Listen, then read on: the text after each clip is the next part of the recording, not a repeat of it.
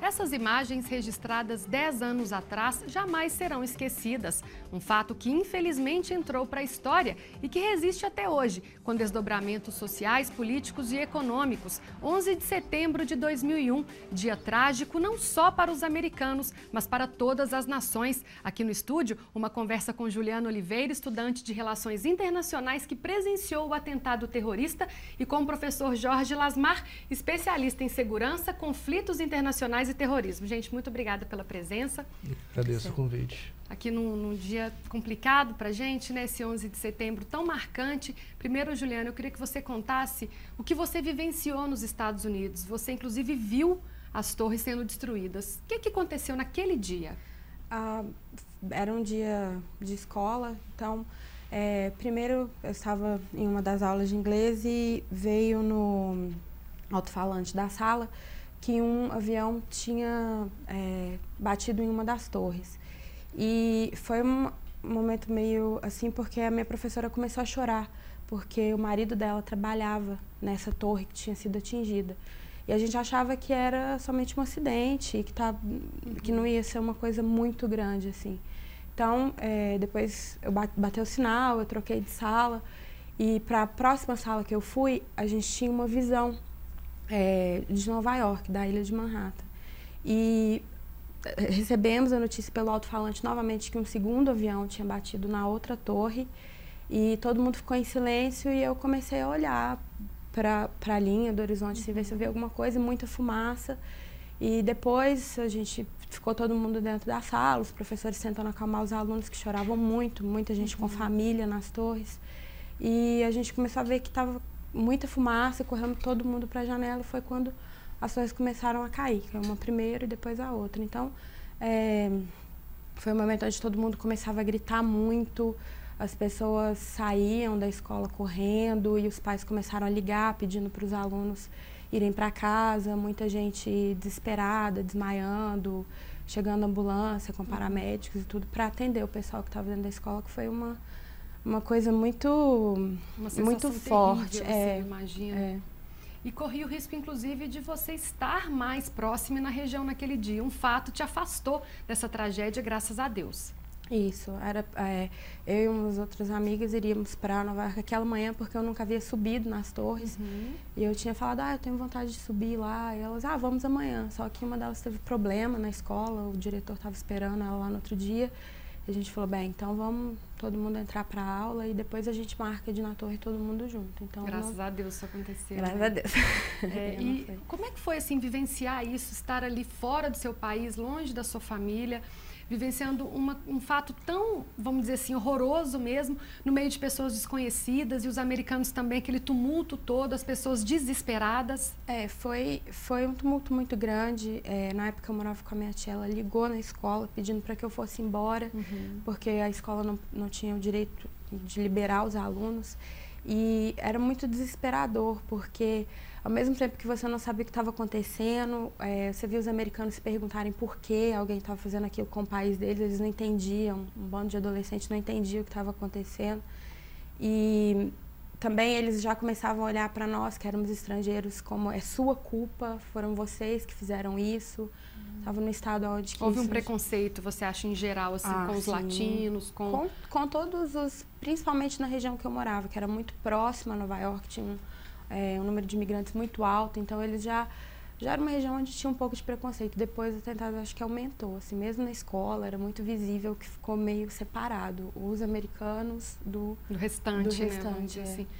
E, professor, você acha que até isso que ela está dizendo, esse preconceito, essa aversão a todo tipo de pessoa que não fosse americana naquele momento, e também dizer que a partir desse ponto a gente pode dizer que houve um país antes e um país depois. Como que você vê isso? Sem dúvida nenhuma, houve uma mudança muito grande na maneira como os americanos se viam e viam o resto do mundo, né? Eles haviam adotado uma política de um certo isolamento. A partir do Clinton, eles estavam começando a se retirar, a se isolar um pouco mais, né? E, de repente, você tem a superpotência do mundo, que passa a ser atacada, né? E, de repente, cai um sentimento de realização de que a superpotência não era tão super assim. Demonstrou uma vulnerabilidade. Uma vulnerabilidade, sem dúvida. Então, a reação natural, até que as pessoas entendessem o que estava acontecendo, foi exatamente o que ela descreveu, né? Bem, nós estamos sendo atacados, os estrangeiros, quem que é. Né? Generalizam, né? Os estrangeiros. Generalizam da mesma maneira como generalizaram depois a questão do mundo islâmico, né? Que não está de forma nenhuma ligada ao terrorismo em si. E a gente percebe que o foco se voltou a esse atentado terrorista no mundo inteiro até hoje, tanto que tem 10 anos nós estamos aqui falando, estamos vendo esses desdobramentos, e a todo momento outros países mais fracos são atacados e não é tão noticiado, não há tanto, né, um alvoroço em cima. Quais os motivos disso? Bom, o primeiro motivo mais óbvio foi porque era a única superpotência, né? Havia o fim da Guerra Fria, você tinha ali os Estados Unidos que... Foi uma quebra de supremacia mesmo. Uma quebra de supremacia, né? E exatamente o recado de que a superpotência não era tão super assim. Mas existe um outro problema muito sério, que é o que mais impressiona da data de 11 de setembro, que não é nem tanto o atentado em si, mas a reação dos Estados Unidos. E, de certa forma, a guerra contra o terror foi muito mais direcionada para os estados, para os outros estados, do que para os terroristas propriamente ditos. E por isso que tem esse impacto tão grande em termos de política internacional. E falando agora numa questão econômica, os impactos desse atentado, que são sentidos até hoje, a gente percebe que são vários. O Prêmio Nobel de Economia, Joseph Stiglitz, ele fez um trabalho com a Linda Bilmes, e ele estipula que os custos da guerra já chegaram entre 3 a 7 trilhões de dólares, né? Um prejuízo econômico tremendo. E era exatamente o que a Al-Qaeda tinha em mente quando ela engajou nesses atentados terroristas e nessa luta contra o Império Americano. E a questão política também sofre muito, é um envolvimento muito grande, não só os países envolvidos, os países que estão por trás, vamos dizer assim, assistindo, também são afetados. Profundamente. E esse talvez seja o maior impacto da chamada guerra contra o terror, né? Os Estados Unidos, houve o fim da Guerra Fria e a Rússia havia desaparecido enquanto superpotência, todo mundo ficou ali sem saber o que iria acontecer, como os Estados Unidos iriam se comportar.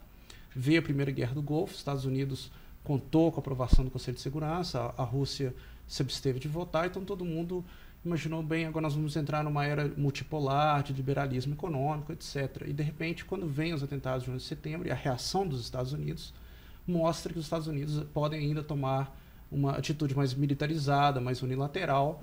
Então, ele passa um recado para o mundo e mostra ao mundo ao que veio. Então, nesse sentido... Muitas vidas perdidas, muitos inocentes, inclusive, sendo mortos, né? Mortos, e também do próprio papel, como que os Estados Unidos se veem no plano internacional, né? De uma espécie de policial e guardião do mundo. Juliana, voltando a falar da sua questão mais pessoal, você conseguiu voltar aos estudos, conseguiu terminar o seu curso. O que aconteceu depois disso na sua vida? Pela proximidade que a gente tinha de Nova York, qualquer lugar naquela área da cidade, você via a linha de Nova York. Então, era uma coisa que era todos os dias. Tinha uma nuvem de fumaça preta em cima da cidade, fumaça saindo, várias pessoas tinham perdido família, perdemos ex-alunos. Então, mudou um pouco a rotina. Você via meninos saindo saindo da escola para se enlistar no exército. O número também de pessoas que iam recrutar para o exército na escola aumentou. De vez em quando eles iam, conversavam com eles e tal. A partir daí você começou a ver mais carros de agências de segurança americana começaram a rondar aquela área porque tinha uma fábrica de químicos do lado da escola. Então aquela rua ali foi fechada, ela já não era mais livre para trânsito. A gente voltou às aulas no dia seguinte, normalmente, mas não era a mesma coisa. Os professores não... Acho que demorou mais ou menos uma semana para conseguir retomar o ritmo, assim, de aula normal, sem ninguém comentar nada sobre o que tinha acontecido. Alguns professores já não deixavam mais as persianas abertas, fechavam as persianas para que a gente não ficasse olhando para Nova York. Então foi... E era um sentimento de insegurança muito grande, ninguém se sentia seguro. Alguns alunos que eram muçulmanos ou mesmo indianos na escola, eles começaram a ser muito hostilizados, eles já não faziam refeição junto com os outros alunos, porque eles não se sentiam à vontade. Então, era uma coisa onde todo mundo se sentia muito inseguro, tanto quem morou lá a vida inteira, como quem tinha acabado de chegar, os professores, os alunos. Tivemos auxílio de psicólogos na escola, para o pessoal conversar sobre isso. Foi bem tumultuado a volta ao normal. A rotina. Jorge, diante do depoimento da Juliana, você acha que essa separação, esse preconceito, isso continua até hoje? Houve uma melhora com o passar dos anos ou não? Eu acho que houve uma certa melhora, sim, mas também há uma continuidade. O susto passou, né? O susto passou, mas há uma continuidade, sim, e esse é um aspecto muito interessante. Então, por um lado, isso serviu para trazer à tona o mundo islâmico. Nunca o mundo islâmico foi tão discutido, né? E hoje nós temos uma visão muito mais elaborada do que seja o mundo islâmico, das questões. Mas, sem dúvida nenhuma, que ainda há muita questão do preconceito e da rotina. E isso também é visível, né, em viagens aos Estados Unidos, aeroportos, etc. E a preocupação, inclusive, né, dobrou, triplicou, vamos dizer assim, com as coisas que se carregam em avião e tal. O mundo inteiro agora está agindo dessa forma. Inclusive, o Brasil já está bem mais rigoroso também. E tem que estar, principalmente com a Copa do Mundo e Olimpíadas. Com certeza.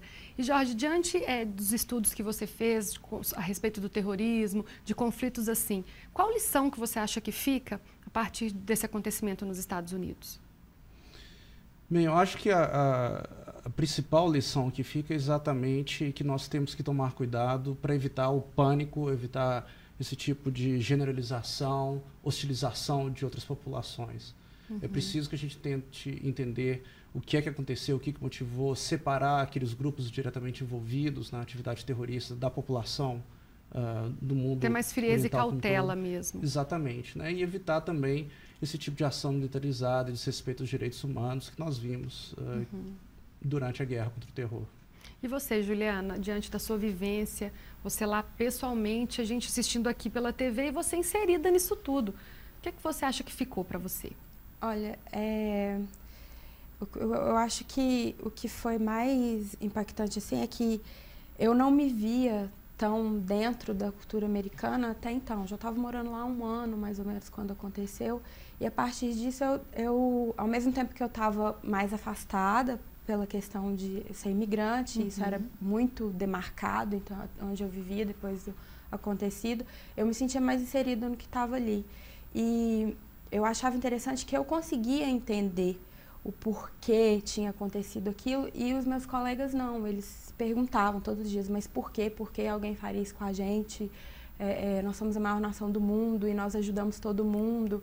Então, assim, eu fiquei muito abalada com o acontecido, porque depois teve a questão do antrax, então a gente sentia um sentimento de insegurança muito forte, daí para frente, até 1, 2 anos depois.